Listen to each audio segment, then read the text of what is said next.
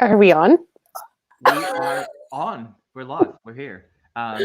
We probably could have just spent the whole afternoon just talking offline. So, um, yeah, we can quit it and go back to our conversation, or we can continue here. Well, I guess we're here. We're here. Now I'm gonna try and guess. It's I had to look at my watch. It's day 18 of May, which means 18 Wow. days in a row of incredible conversations with world-class athletes, unique personalities, and innovators from the endurance sports world as a part of the I'm Curious to Know project. You were probably one of the first people I reached out to say, you have to come on the show because you are a favorite of mine. You are a favorite of Inner Voice.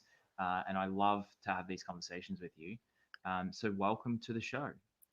Well, thanks, Trav. That really means a lot. And we can tell people that I tried to skirt this invite because I was really living in I'm totally not good enough. And when you asked me a second time, then I was like, okay, don't make people ask three times. Right. Um, and as you said that, I also want to acknowledge that you started Inner Voice online sharing people's stories, and I had the sweet opportunity of being one of the first You people could that have you been covered. the very first. I was the very first, and You were. I won my first amateur Ironman race, and you heard it. And I think I might have even told you, and I was like, don't put this in because it might not happen. And so I remembered that. And when you asked again, I was like, Trav, you've really been there through some pivotal moments. Why not now? Well, I would say the same for you. I would say the same for you that, our time in Vancouver where we crossed paths was amazing. I have such great memories of that time when we were pursuing Ironman dreams and getting to Kona and racing in Kona and racing in Whistler and supporting each other through that. So I have very fond memories of that. And just to reiterate, you show up for me. So Aw. it means a lot. Gosh, we could super riff. Like, just for context and for anyone who's listening, I so see you like a brother.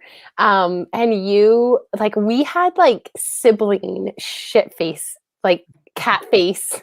What's it called when cats fight? Cat fights. Cat fights? But all, but in the same breath, it would be like, you know, um, running downstairs from, we worked at Lululemon together, and I was on the third floor and you were on the second, and we would like run up and down to try to figure out who was going to get the next entry to the next race so that we could go race somewhere. And, Yeah. Yeah. um, and you had your terrible accident, and then I decided to tell the world that you were roadkill, and you were like in your neck brace trying to tell me that that's not appropriate. I was like, Too soon. these are only things that we can talk about. And I was like, Trav, like the editor at Triathlete magazine wants to interview you. And I Yeah. told them that you'd been eaten up on the road. And you're like, no, that's not okay. Yeah. Oh my goodness. It's so many memories. I don't remember the cat fights. I thought we got along swimmingly, but I guess you see it differently. Oh, I love it. I just mean it in like the most perfect. I would be a snipper and you would snip, and then we'd like, let's go run. And then we'd go Yeah, run. run. Yeah, those are good times. And I think that obviously, we caught up a little bit before. I brought my two darling kids in and my darling Oh, wife, and we had it's a little catch up. amazing. And there's so much water under the bridge since that time. When I moved, Water, it was the best of times.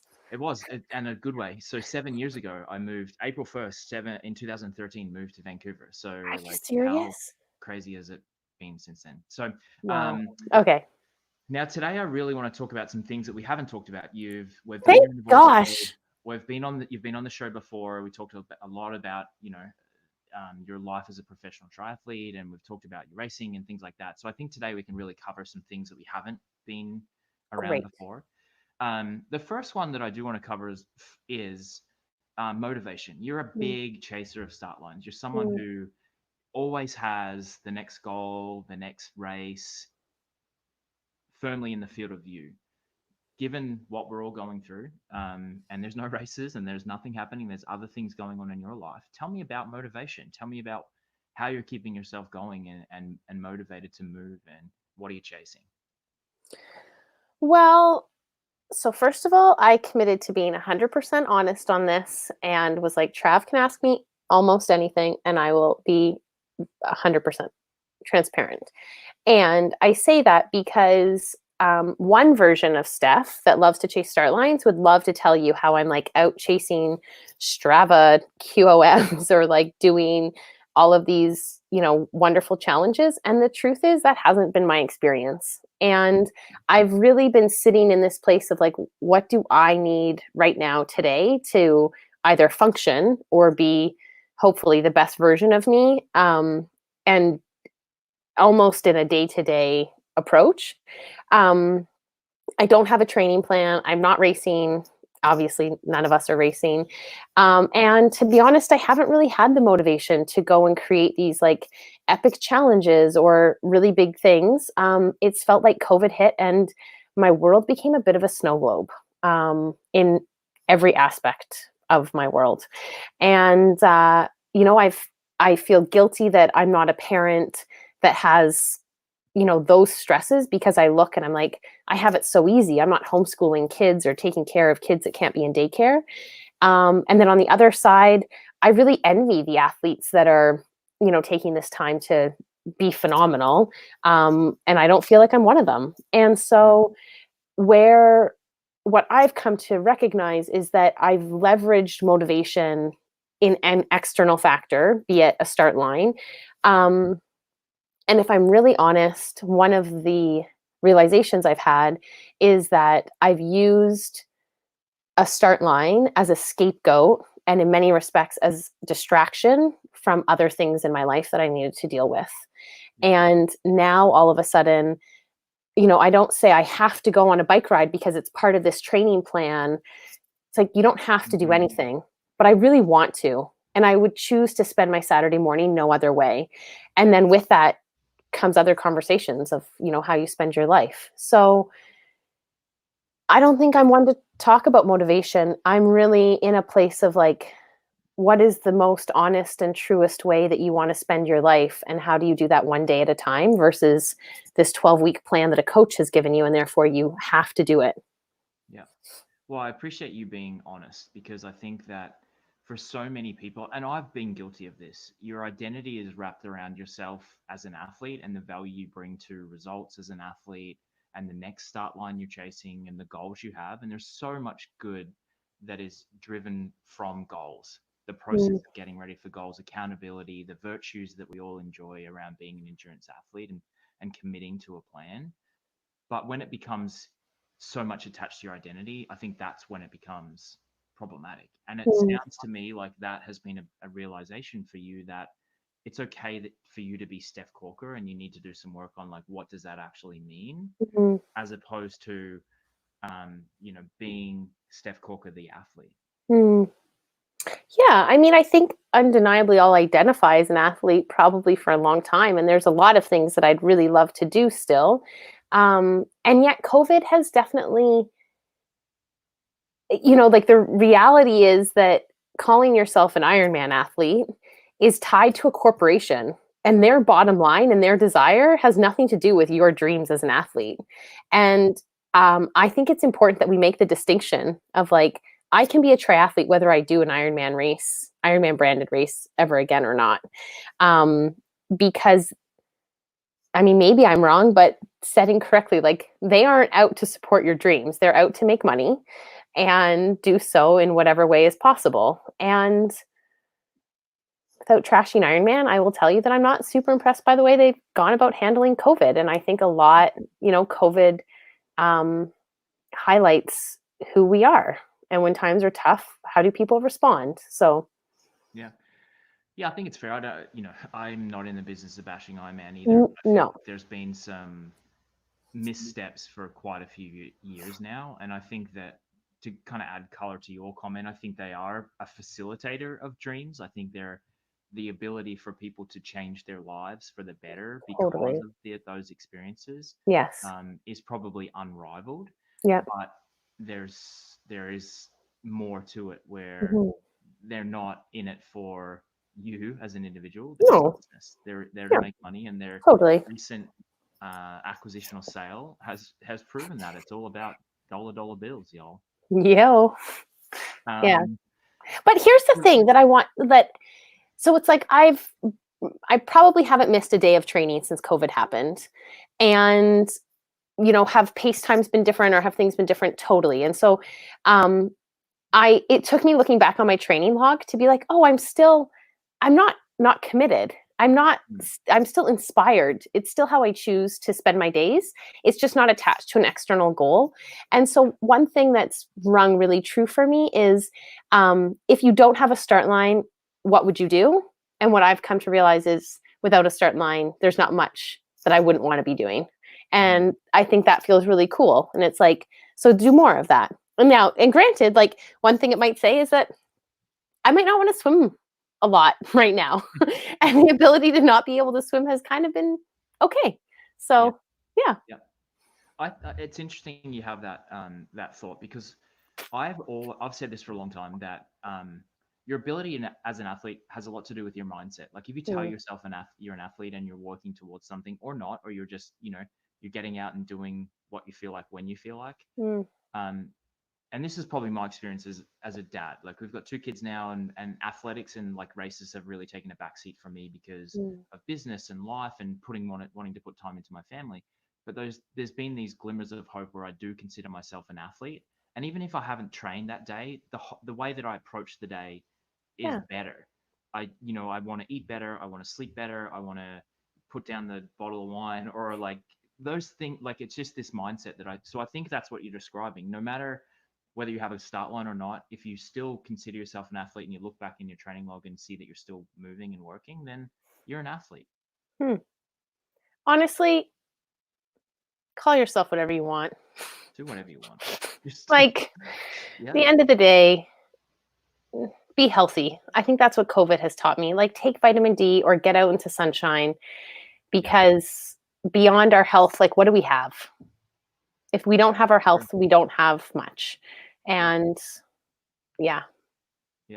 No, it's true. I think we do often take our health for granted.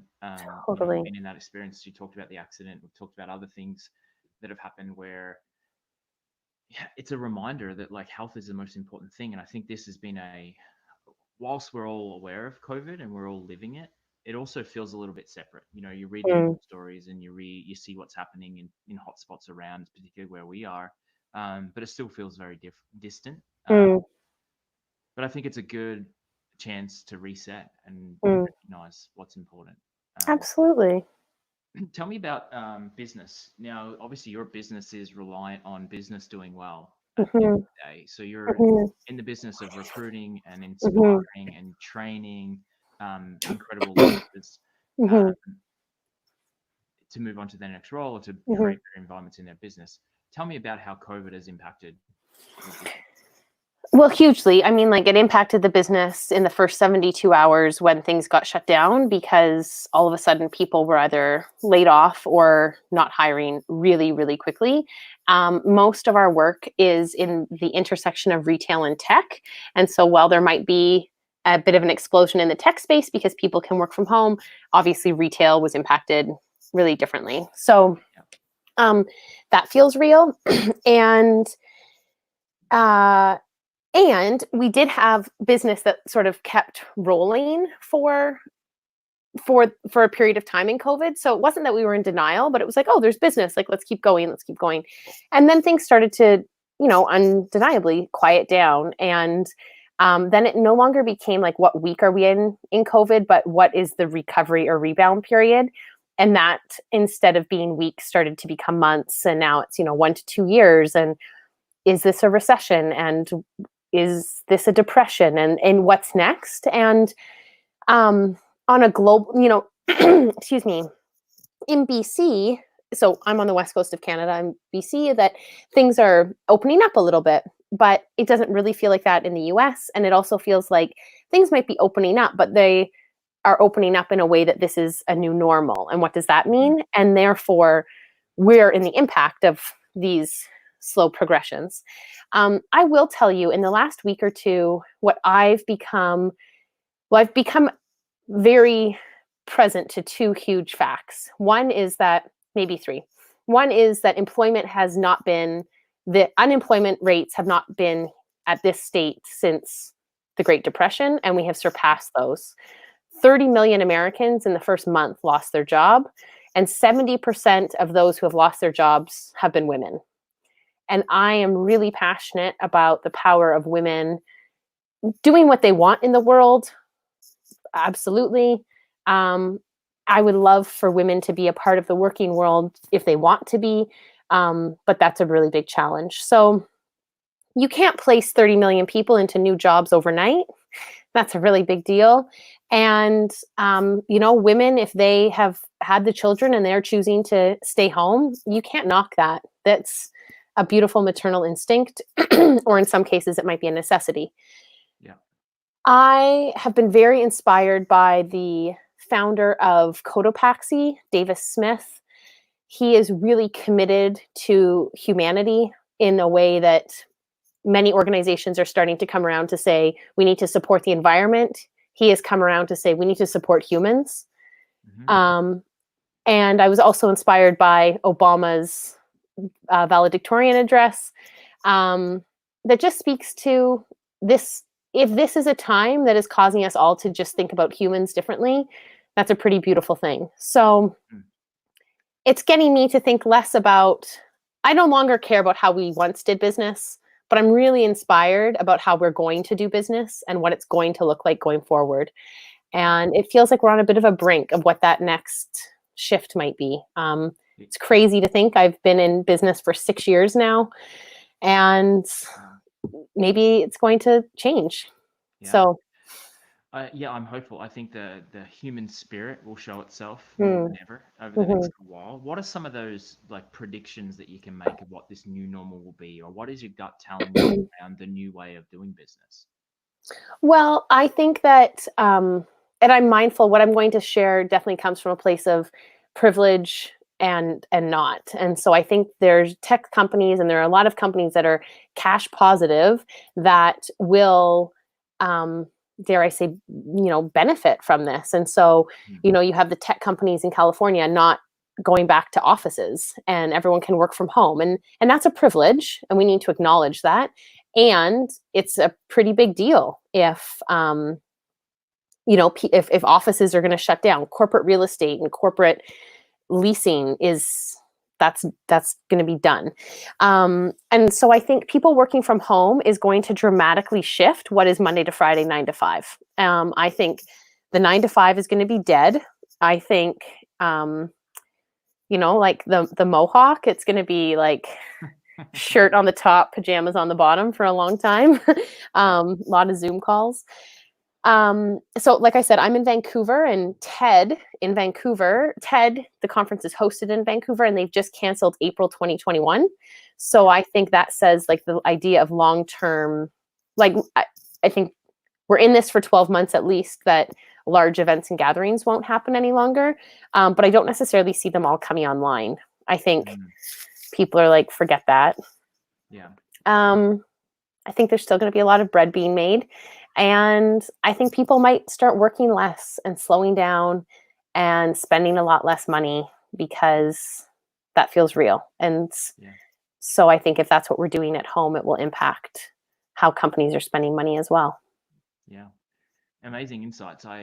Yeah, I really appreciate you sharing that, and I think that I'm excited for what it will mean, and same thing, preface that with privilege versus not. I think that we're very lucky that Lauren works for a company that's supported her through maternity leave, and then now they're supporting parents by keeping the office closed for an extended period of time, because here in Massachusetts, all non-emergency daycare is closed until the end of June.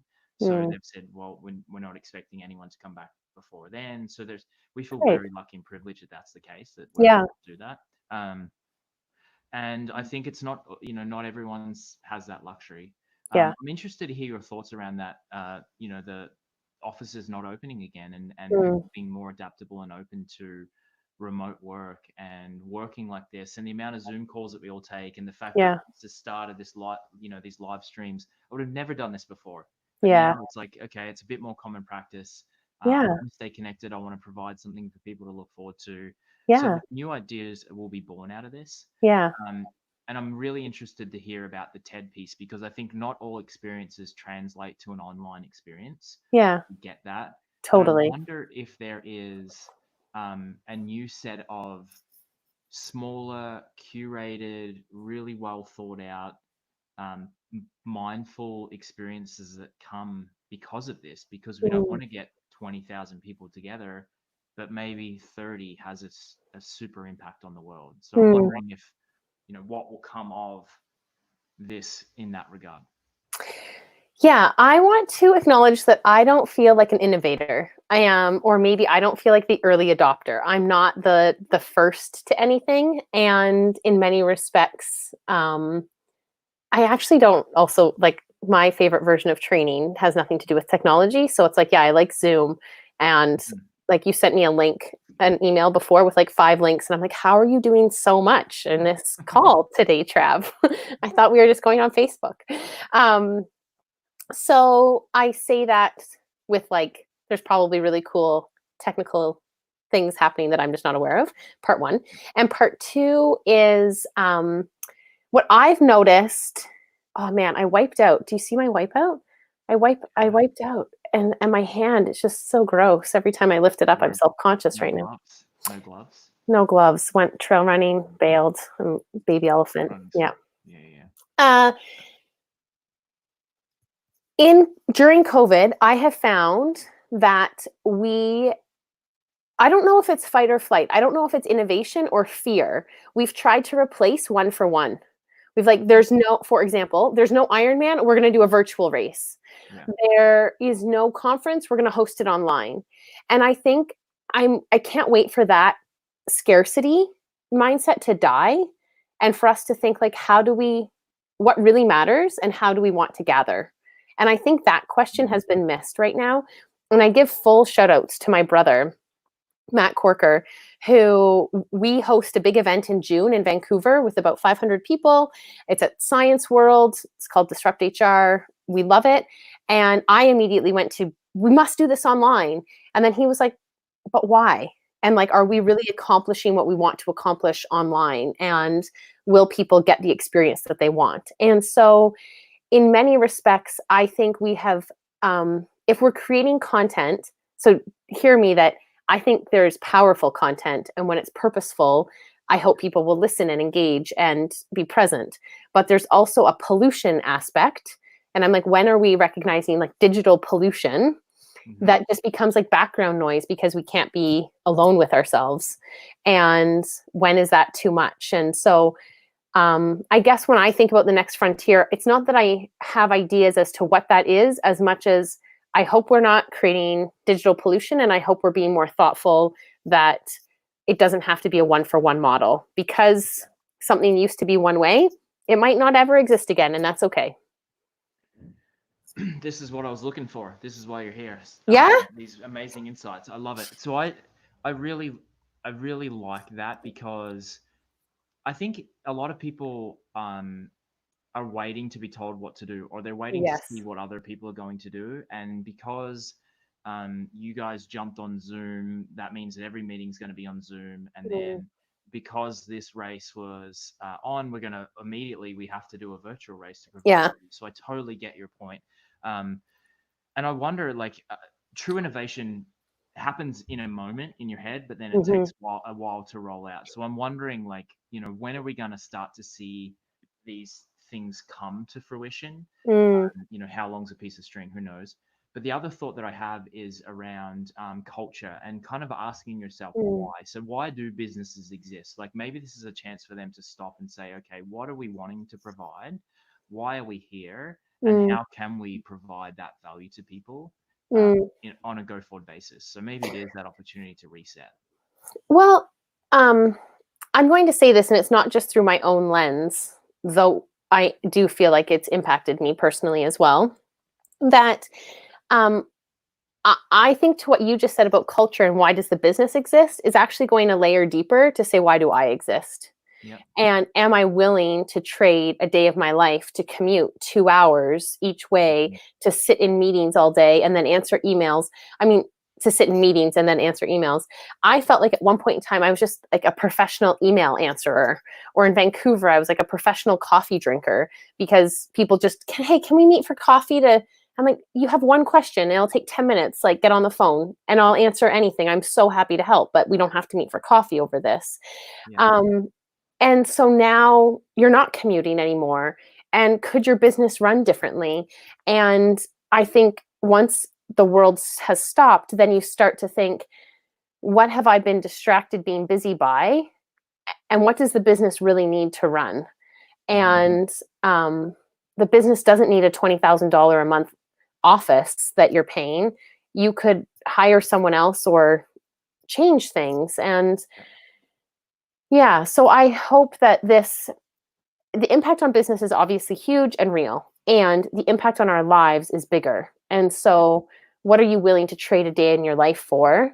And will we see the freelance economy explode? Because it's a global pandemic and because borders are closed and because you can't just jump on a flight and all of these things, like the impact is greater than just what can I do tomorrow. And I don't think we can hide behind a business or a brand or some personal goal that says, I want to go run a marathon. The marathon's canceled. You can't get on a plane. How do you want to spend your day? Yeah. Yeah. Truth bombs.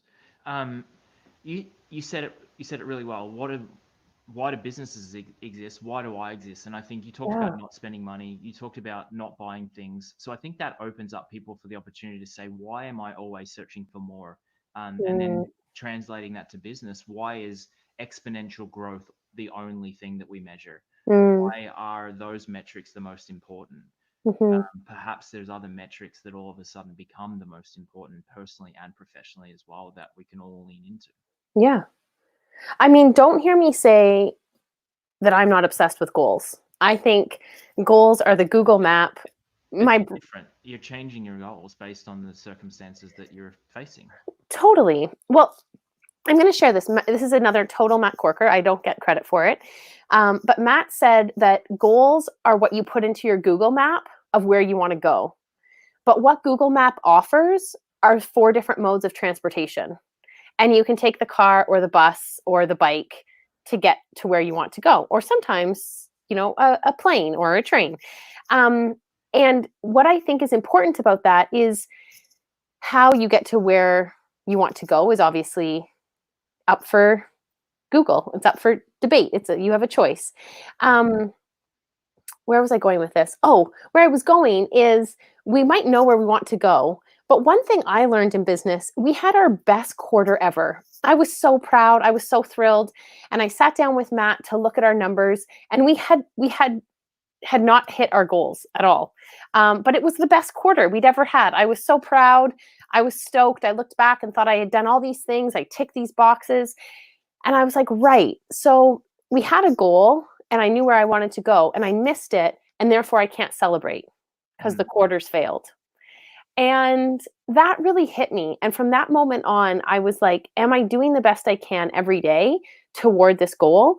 And if I don't hit it, will I still be okay with myself? And that's really been a driving principle for me. Obviously in the world of business, as an entrepreneur, like no one's going to give you praise. No one's giving you a bonus that's out of nowhere. No, like there is none of that. And so if you're doing the best you can in exchange for a day in your life, when will that be enough? And, I remember talking to people, I'm raising this much money and I'm doing this. I'm like, that's super cool if you're fulfilled.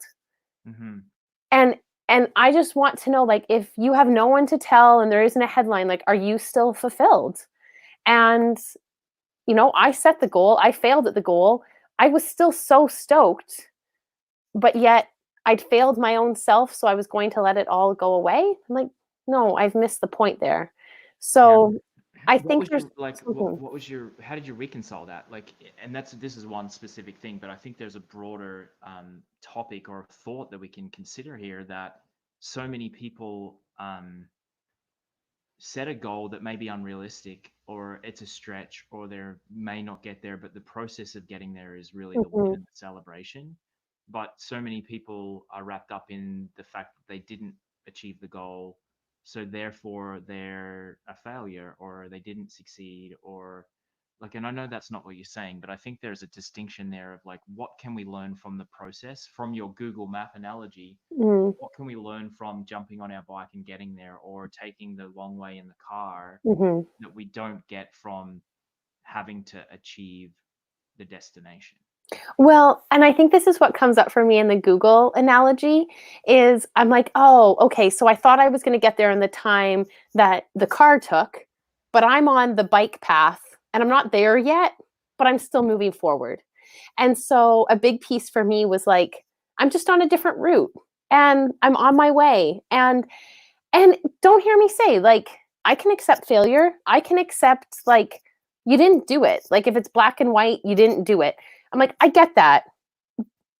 But I guess the bigger kicker is like, where does paralysis show up? And for me, that was something I've really wrestled with. It's certainly been a gorilla for me of like, when there is paralysis, I procrastinate, or when I procrastinate, I'm in a state of paralysis. And um, Yeah. the only thing I care about is just like, it doesn't mean there's not a detour. It doesn't mean there's not a U-turn. It doesn't mean that it's not crunchy, but it's just like, what is forward progress and how do you acknowledge that along the way? I follow this great, I don't know, dude, I think, on Instagram, and he has a great one-liner. And today's was like, don't effing procrastinate. And then you flip to the next screen, and it says close Instagram. So I like that one. Well, yeah. it reminds me of our buddy Rich Roll, who talks about, his whole notion is mood follows action. So like once Mm, you're moving and once you're in action, your mood improves and yeah. you're moving closer towards what you want to achieve. So that's something that I always kind of, when I'm sitting in something and I don't know what to do or how to start, it's like Mm, just get into action around it, and mhm. then your mood will change Yeah, around that, and things will become clearer. So I like um, it. we have had some friends join us here and throw some comments here. Say So hi. wave here. Hi, Jojo. What's up, Jojo? And then Ashley says, "Hi, friends!" Oh, Double exclamation hi. point. That's a good one. That's That's good. signature. I mean, if it's not 2 exclamation marks from Ashley. It needs to be two at least. Yep. And then our good friend Steph Hansen, innovation versus fear, nailed it. So true, Corker.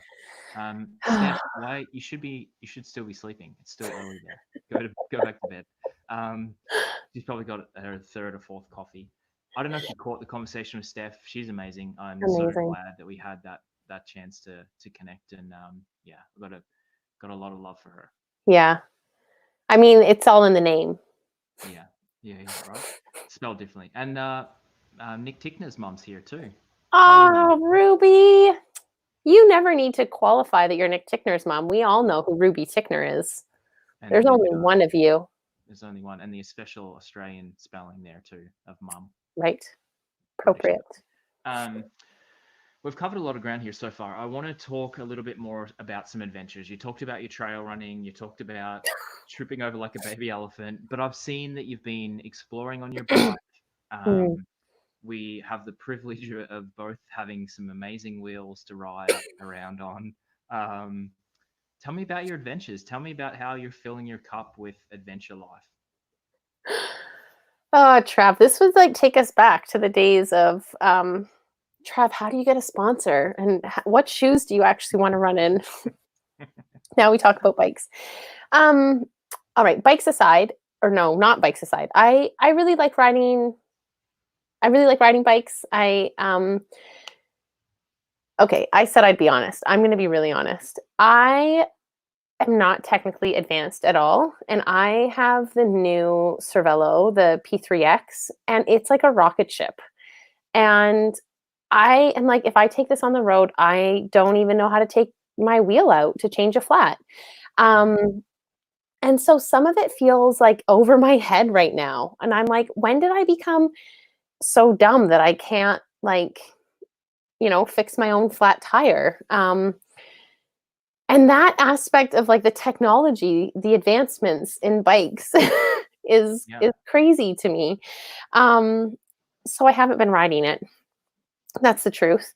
I will also tell you that some of my greatest adventures have been with the very own JoJo, who's on here, sitting on Zoom on our trainers. And it's brought me so much joy just to know, she's on a program, and whether I am or I'm not, we'll sit on our trainers and ride together. And it's not Zwift, it's like literally Zoom calls. And Yeah. especially if it's been raining, we've both been in the mountains here in Whistler, and or it's like early mornings before work needs to start. It's been, yeah, that sounds silly, but like some garage sessions have actually been really wonderful. And I would love, I mean, my I would love to learn how to ride gravel, and I am trying really hard. I'm really good at wiping out. I'm really good at like falling off my bike, and I don't have excellent bike handling skills, but I'm trying. And I spent a lot of time during early COVID, basically like riding trails until I hit snow and then turning around. And I recognized that, I was based in the mountains, so it was easier for me to ride here. There was a lot of social media shaming that went on. So then I stopped sharing some of the rides I was doing. And like, let's talk about that and Yeah. like what's okay and what's not okay. And, I'm mindful that at the end of the day, I really appreciate social and how it's kept us connected. I was just saying to your wife before we got on here, like, I love following Lauren and knowing that Lauren's out for a run before I wake up in the morning. So yeah, I just think like, let's be nice to each other on social. My adventures have been rather close to home, nothing too crazy. Though gravel would definitely be something that I'd like to do more of. I know I tapped you this year. I was excited to do the Belgian waffle ride and Yeah. try to do some other gravel races, but it's not happening. So yeah. Yeah. Yeah, I was all set to go to Steamboat again for Steamboat Right. Gravel, and they cancelled last week, which was a shame. But if I'm going to be brutally honest, I have had a really hard time riding my bike. I Mm. um was spooked last year riding around here. We moved to a new house out here in Boston at the end of September last year. Was out on my bike in October. There's like country roads around here. They're narrows. There's no shoulder. And someone was driving the car, texting, and looked up at the last minute and avoided me. And like I got that sense that they were right behind me, and I kind of did everything I could to move out of the way, and they kind of swerved at the last minute. And I've been spooked. I haven't ridden outside since. Um, and that's been a really hard block for me because I love riding my bike. I absolutely Mm. love being out on two wheels, away from traffic, in the woods. It's not easy to get to trails around here. So I've tried as much as I've tried to get on Zwift. I just can't bring myself to be on the trainer. For some reason, I just don't enjoy it. So it's been Mm. it's been challenging. Mm. And like, yeah, so that's been tough. It's Mm. been tough. I yeah, it's interesting. I think there's sort of two sides to it. One side is if you don't like something, don't do it. Full Yeah. stop. And the other side, like I kind of feel like this about a treadmill or a trainer ride that I never necessarily look forward to it, but give me 5 minutes and then I'm hooked and I could probably go for a long time. And this is super a Meredith Kessler. She's like, give me 30 minutes. Like I won't quit. I'll start. And if after 30 minutes I don't want to do it, then Yeah. I'm out. But like give me 30 minutes. And I've never made it to 30 minutes and wanted to get off. So Yeah. yeah, I think having intention though certainly is helpful, and that's why I get people liking Zwift. Hmm. I'm like, if there's a workout, I can plug the workout in. I'll do the workout, and it's more fun to ride with JoJo on Zoom. So Yeah, I hear you. yeah, Maybe I can get in on the Zoom course at some point and yeah, join you guys. That would totally. be fun. Now, I also want to talk about the bike stuff because it was interesting what you said around technology and the advancements in technology. And I think Mm, that a lot of bike companies are really shooting for high-end product and mm, advancement and innovation, and there's companies built around it. And I've been reading a lot of reports about how people are getting into cycling. They're buying their mm, first bike or they're buying a new bike and they're getting out and they're moving. And we don't have to solve it here today, but I feel like there is going to be a point where technology outweighs people's ability and skill, mm, and we may lose them. Like you're not a beginner, you're not a novice. You've been doing this for a long time, and the fact that you are kind of shying away from that type of technology because you don't mm. have the skills to maintain it or work it or change a tire, I think that's a problem. Like, what can we do to I don't know. What Solve can we do that. to kind of make it more approachable for people who are now just beginning in riding their bikes and triathlons and Yeah. those type of things? Well, because I think that Nick Ticknor won't watch this, I'm going to talk about him. That I have spent hours on FaceTime with Nick Ticknor crying and watching YouTube videos, and he's been a patient saint. But I just it's like I have a through axle or not, and I'm trying to change things out on my trainer. And I love that there are people like our dear friend Mikey who Mm. like can go onto YouTube and figure it out. But I'm like, where else do you go? Like, how do you learn these things? I'd love to know. And maybe is it that I've been so in a routine of just knowing one way, and now it's different. And it's like, okay, so how do you learn different things? Um, and like my neighborhood bike shop is great, but then I take it home and I'm like, what do I do? And then I ride my bike in gravel and it gets filthy, and then I don't know how to put what and where. And um, so yeah, I guess I don't know if I've just been like so simple, and now I'm like, okay, I must learn. And how does one go about learning? And can we have like bike tutorials on Zoom? Would that be helpful? But in the same breath, like, I don't think I'm an excellent cyclist and I have a lot to learn. And so, I was riding on the weekend and I was like, maybe I just need to hire someone to ride with me to like actually just teach me how to ride. And is that a thing?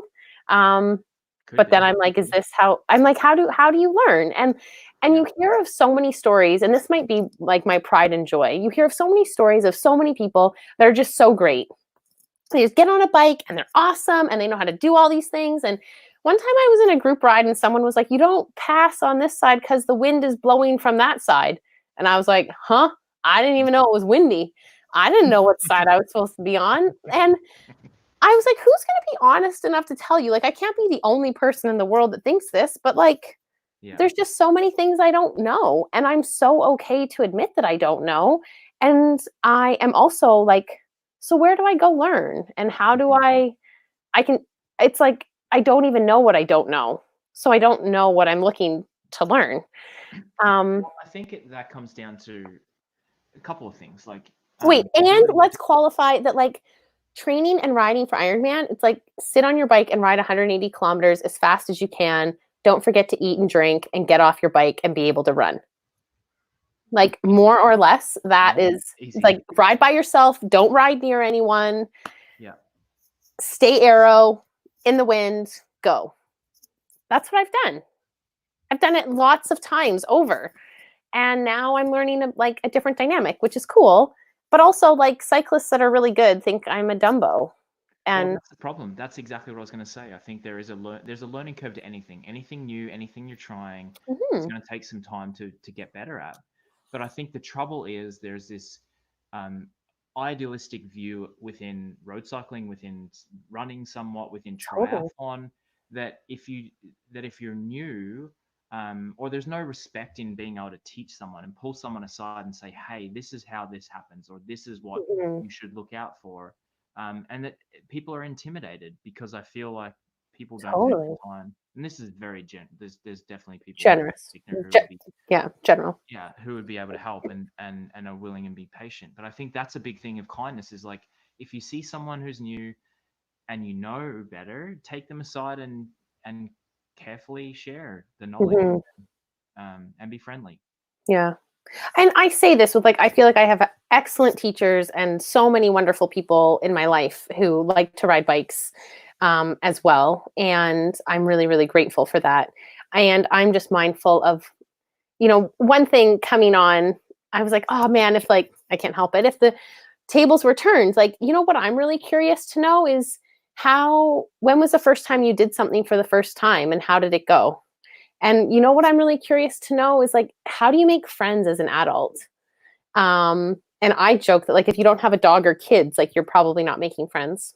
And yeah, like I'm curious to know how you ride tubeless. What, were you specifically asking me those three questions? No, I'm just saying, like in preparation for this, I was like, these are things I'm super um, curious to Well, know. we don't have any friends because we haven't been outside for 3 months. So that question is answered. Um, yeah, Yeah, yeah, all the yeah, things. all the things. We're almost out of time, but I do have three questions I'm going to ask you that I'm very curious to know, and I want your full, honest, and transparent answers here. You got it. What's one thing that's changed during this isolation period that you want to keep Mm, once we move past this current phase and into our new normal? yeah. I can answer that super quickly. I have said this, and I mean it with my whole heart. I felt like when I was living in the city, so I was living in the city, I've been spending more time up at my cabin in Whistler. And in Whistler, I'm south of Whistler, so I'm in like literally in the bush, in the woods. And I don't, in the city, I felt like I was running from swim practice to the office, from a run to get to the gym, to get home, to try to eat dinner or do so. I just have none of that. Like the logistics Mm-hmm. of my life are so simple, and I'm not packing to get to 5 different places, worried about what I'm going to eat and somehow get to bed at a reasonable hour. And some mornings, like I would wake up and already feel anxious about how I was going to get everything done and get to bed at a reasonable hour that day. And I had just woken up. Like I was like, you have the whole day. And so I feel like I have a new perspective with busy and with, like, I don't care if you hustle or not. I just want to know if you're intentional with your time and are you enjoying what you're doing. And I really don't ever want to go back to, lugging 3 meals and 4 workout bags around for the day. Yeah, No, thank you. leave that. Um, this kind of dovetails into this one. Second question: what's one thing that you thought was important before isolation that you're happy to leave in the past? Hmm. Gosh. I mean, I think I thought start lines were important. And I'm not happy to leave them in the past, but I'm happy to have a new relationship with them. Very cool. Yeah, I like that. I like that about you. me too. Um, question number 3: what's been the most memorable moment, your most joyous moment during isolation? Whoa. I mean, it's been tough. This has been real. This has been real in many aspects, and I'm not going to pretend to sugarcoat that. Um, but I will tell you that this might sound silly, but it's really true. Can I tell you two? Yeah. The first is making my first batch of sourdough. And I know that everyone's made sourdough and like I get it. But I spent literally a week too scared to try to make sourdough. Because if you go online, and this is what I mean by pollution, it's like everyone has a story about how to make sourdough. It takes 3 days. You have to feed this starter 5 times. You have to pull and fold and pull and fold. And I was like, I don't even feed myself as much as I meant to feed this starter. And over 3 days, and how do you do anything else with your life? And so my starter just sat there, and I was like, is it going to die? Like, what do I do? And I finally just went for it. And I was like, this is going to be not about the bread, but it's going to be about what else in life do I think is going to take this long and be this complicated? And what if I can just try? And it was actually super delicious. It totally turned out. And it gave me like the iota of faith that things don't have to be as complicated as we make them out to be, for sure. And the second thing is, once upon a time, long ago, he won't watch this either, but I dated this hippie, a yoga instructor, and it was gorgeous. And we played drums together, and he bought me my first drum. And the 7 o'clock, do you guys do 7 o'clock pot banging in Boston? They do it in downtown, but we're out in the bush here, so no one's Okay, doing it. well, I'm in the bush too. And in the bush, like the odd house, and I have this great neighbor. His name's Nelson, and he comes out at 7 o'clock and bangs his pot. And I go out and bang my drum with him. And I like sit on YouTube and I learn how to drum so that I can like drum with Nelly at 7 p.m. And those have been like very simple, joyous experiences for sure. Very cool. Yeah. Very cool. Yeah. You're awesome. I'm so glad we could end on a positive note. I'm inspired and motivated and moved by you all the time. Know that Oh, I'm always thinking of you, and I'm really proud of you for everything and anything that you take on. And I know that the best for you is yet to come. And shoot. you're awesome for being here. So I Thank really you, appreciate Trav. I really appreciate you. I'm super, super impressed that you're doing this every damn day. I didn't want you to miss a day. Do you know that's the only reason I said yes? I was like, you need a day. I don't want you to miss it. Let's do it. I'm going to tell you a quick story. So on the way up, on the way to the middle of the month, I was like, how the heck am I going to get through this whole month? Yeah. And now I'm on the downhill slide. I'm like, I'm going to be sad when this is over. So Ah, see, I it's don't know if I beautiful. can. I'm gonna have to find a way to continue this in June. It's not going to be every day, I'll tell you that for Okay, sure, but it will be great. something that I continue because I feel so Yeah, grateful to have these conversations with amazing people. Sometimes they're funny, sometimes they're serious. There's a whole mixed bag in there, but I love it's it. really cool to be able to do it. So Right thank on. you for joining me.